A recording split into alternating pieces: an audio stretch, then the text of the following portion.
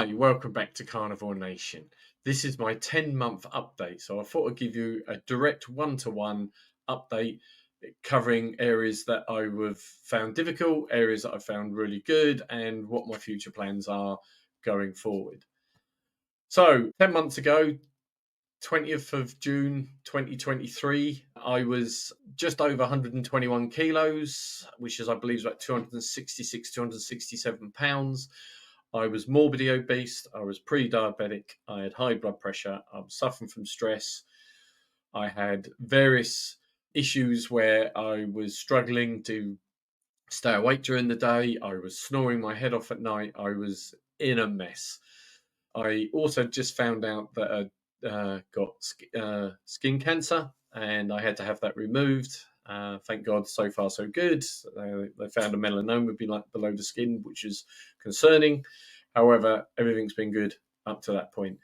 Today is the 19th of April. Tomorrow is my 10-month anniversary, and I have lost just over 77 pounds. I'm down to 13 stone 5, I think it is, which is about 188 pounds, I believe it is. So really, really pleased. Interesting enough, I went into the carnivore lifestyle because of the weight was the issue, and I thought that was going to solve everything. However, while being on this journey, the weight now is secondary, if not thirdly, down the line in terms of importance, and it's the health, the well-being, and all the other benefits that I've had. Some strange ones. I've included my feet are shrunk 2 shoe sizes, which I think is incredible. My resting heart rate is now, as of a teenager, I'm as fit now as I was 18. I'm 58 in August this year. So everything is being a really positive in terms of my findings. I get often asked, is it easy to do carnivore? And I would say it's not as hard as I thought it would be, but it is not easy. And there are some pitfalls that you can face. In the 10 months that I've been doing carnivore to date, I've probably had, I think, if I can calculate, about 5 proper days where I haven't been particularly strict on carnivore. Christmas and Boxing Day being one, I decided to enjoy the festive side of it. I was probably 80% carnivore. I must have ate a bucket of pigs in blankets, but obviously the sausages weren't necessarily ideally carnivore because there'll be wheat and things like that in there. And I did enjoy myself. New Year's Eve, I had some extra alcohol than probably I would normally have done if I'd stayed on carnivore. I haven't cut alcohol out 100%.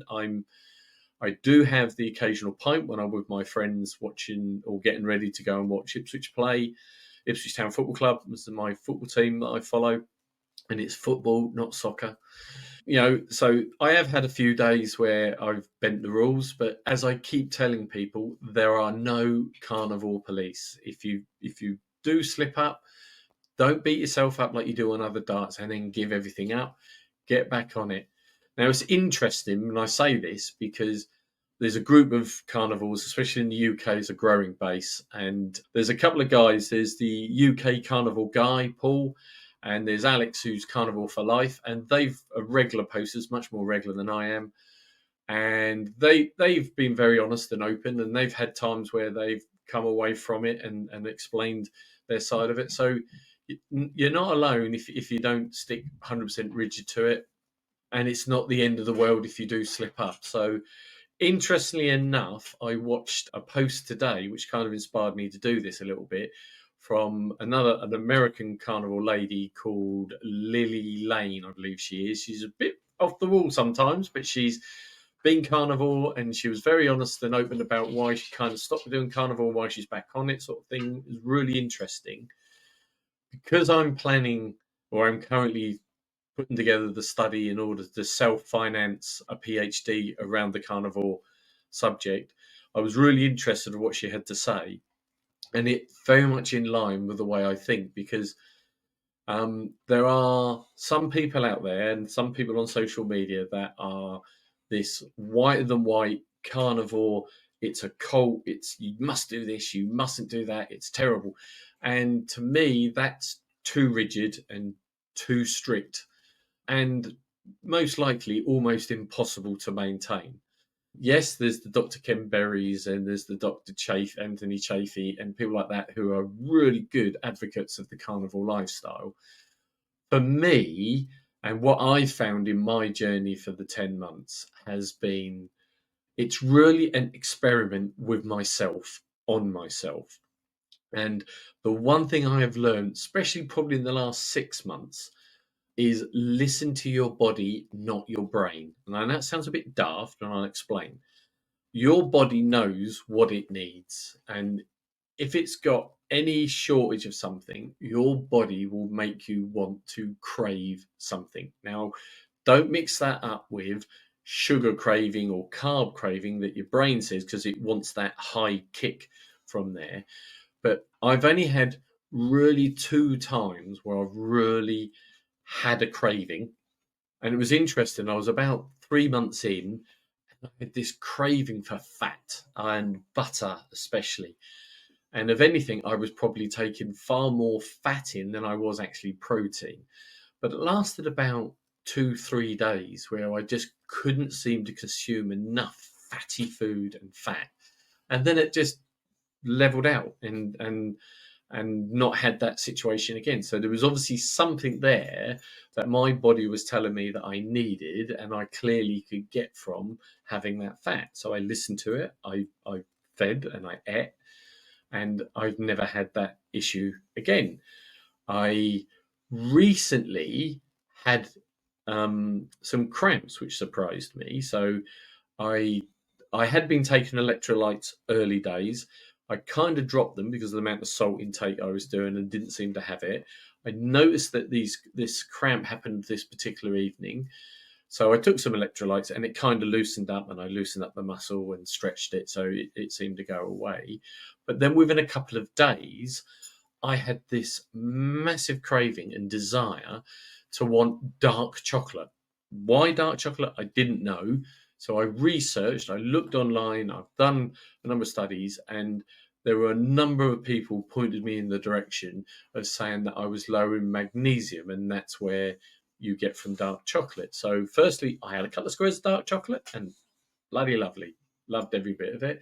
But I upped my electrolyte intake for a couple of days, and honestly, within 48 hours, gone. Didn't need it, did no cramps and that. So, again, I think that's another incident where my body was telling me I was low in something. And when within that research I did, I found that when you're eating high meat, your iron levels go up, but your copper levels can drop. And I think Lily Cat Lane said this in her post, and it kind of hit a chord with me and made sense.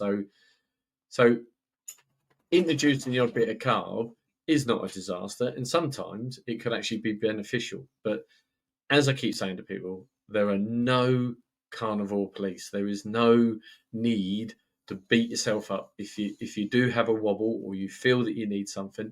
It's about making sure you don't just get into the bad habit again.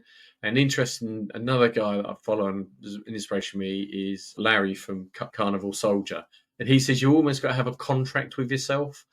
And if you do fail, ask yourself why you failed. What was it caused it? Was it circumstance? Was it environment? Was it weakness? Whatever it is, and set yourself a contract that when you face that again, you will know what to do and have a plan to get around it. And I think that's really, really good advice. On my 10-month journey, yes, I have had alcohol, not massively. I've cut alcohol out a lot, but following my interview I did with George Goodenough, who carried on successfully being on carnivore and losing weight and improving his health, but still had a weekend social life where he drank and he researched certain drinks and that.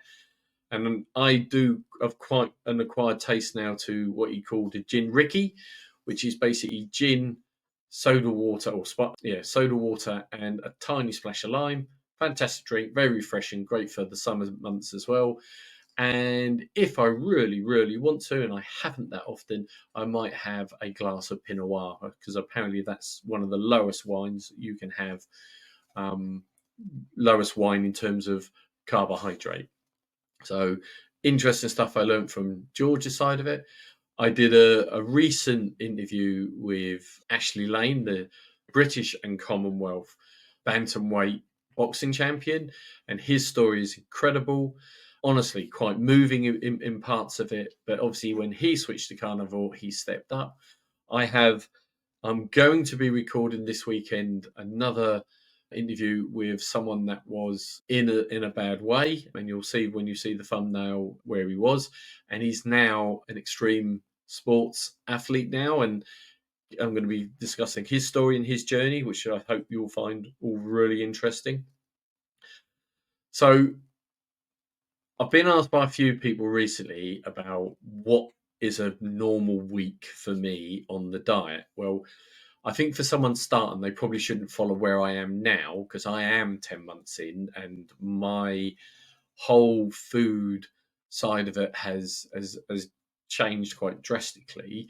So anyone thinking about starting, I would strongly suggest that you do it more gradually than I did. I went into it head first. I went into it like a bull in the china shop, and I did have a couple of days of interesting bowel movements, let's say, and I did have an afternoon come evening of a really bad headache and really sort of a really strange feeling, but I came through that really quickly. I then found out that I was sleeping so much better. I'd stopped snoring. I was sleeping a lot less. I'm regularly up around 5:30.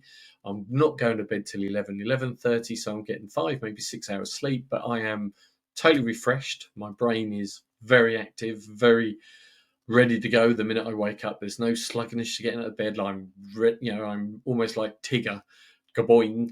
So I found all those sort of benefits. I've found blood pressure issues gone. I've got much more sharpness of mind, my thought patterns. To be able to do something like this just off the cuff without any form of script or anything would have been a no-no for me. But it's just improved so many areas for me.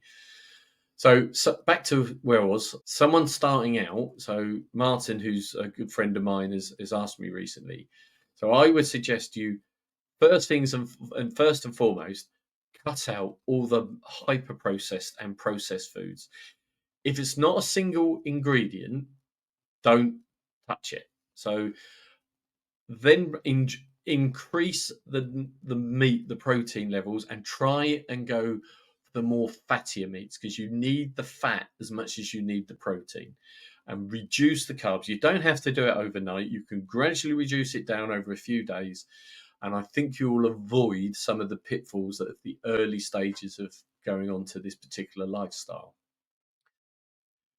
A few people that had started it and came off it told me they couldn't handle what they felt was the constipation. My findings and what I've researched there would suggest, and I'm no doctor, and I strongly recommend you take professional medical advice where necessary, but do your research. Don't just follow the norm, the standard, because there is a changing environment within the medical point of view around these types of lifestyles. So be more open-minded and educate yourself, but increase your fat. If you're struggling with having a regular toilet, it basically means you're not having enough fat in your diet. So have butter, put some butter on your steak.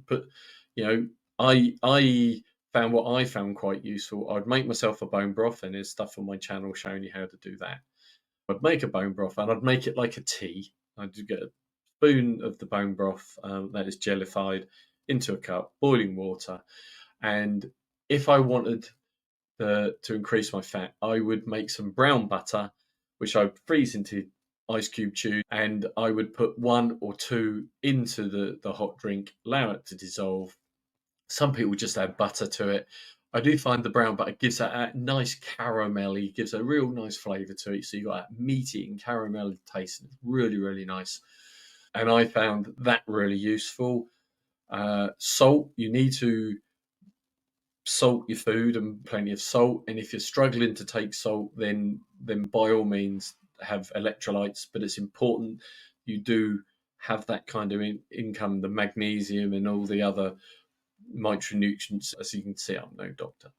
So yeah, that's what I would do at first, and then I would suggest that you bring the change into BBBE. So you make your main diet basically beef, bacon, butter, and eggs. It's really that could be your standard.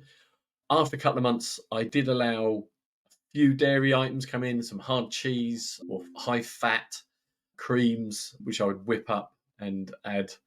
And if you're really good at it and you don't use sugar, and it is tricky without sugar, make your own meringues.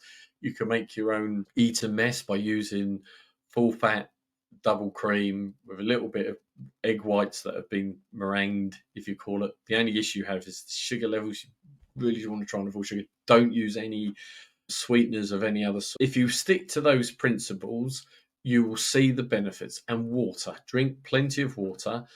I switched from drinking tap water to sparkling water. Strangely, before I even did this lifestyle, sparkling water always tasted like drinking paracetamol or something weird. I had that horrible aftertaste. Now I love it. The mineral water is great. I did do a recent live stream with Todd, who's got a remarkable story. He's lost 200 pounds so far and still got a way to go, but he is one well worth following and looking into.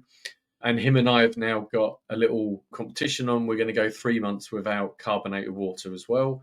So I've started that process as well, and I'll report. So just be sensible about it. There's plenty of stuff out on social media, especially on YouTube, about what to do.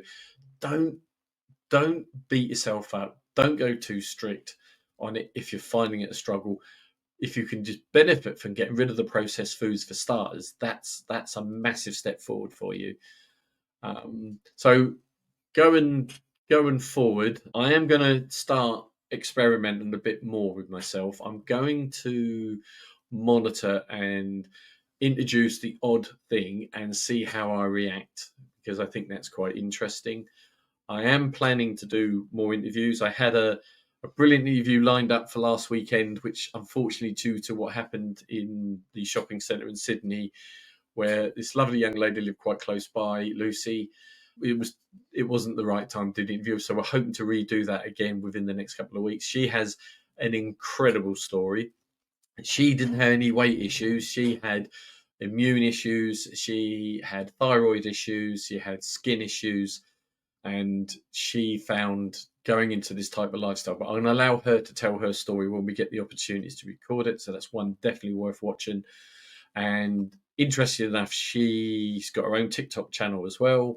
It's Lucy Barker, and she does stuff with tallow, and she even uses a face moisturizer, etc. So I'm really interested in digging into that side of it and want to find out. I'm looking to do a few interviews of people I've previously done, to do some catch-up interviews with. I'm trying to cover a whole range. That's why I call it the Carnivore Nation. I want to cover a whole range. I'm trying to get some vegans and vegetarians to come on to a chat and let's talk it through. I'm not anti-vegan or vegetarian in any way whatsoever. I was vegan myself for a small period of time, but it just didn't work for me. However, the good thing about these particular diets is you're cutting out that hyper processed, and that's really important. I have posted someone else's thing about the hyper processed foods, well worth watching, really eye opener. So, really, I'm just starting to ramble now, and there's no need. I just want to get the message out there. I'm 10 months in, well pleased with all the results. I'm hoping to build the channel. If people, I have had a few people request it, so I'm looking at doing some merchandiser stuff, which will help me finance my plans to do the PhD. I'm trying to raise the level of quality of what I'm doing. I'm doing more research. I found some interesting points, which I'll do other updates on. But really, it's a lifestyle which is a game changer, and I'm not a doctor. Take proper advice, but seriously look into it and make your own informed decisions. So thank you for watching this little ramble, and I'll get back to recording more quality stuff that you might enjoy more than hearing me yak on. If anyone's got any questions, put it in the comments below. If you've enjoyed this, 80% of the people that visit my channel don't subscribe, which is disappointing because that, again, helps promote the channel, helps get it out there, all the algorithms doing whatever they do. So, if you are enjoying my content, please subscribe. Don't be frightened to comment. And even if it's a challenge to something I'm saying, please comment. Let's debate it, because debate is a healthy thing for everybody to do. So thanks again for watching Carnivore Nation, and stay on this lifestyle.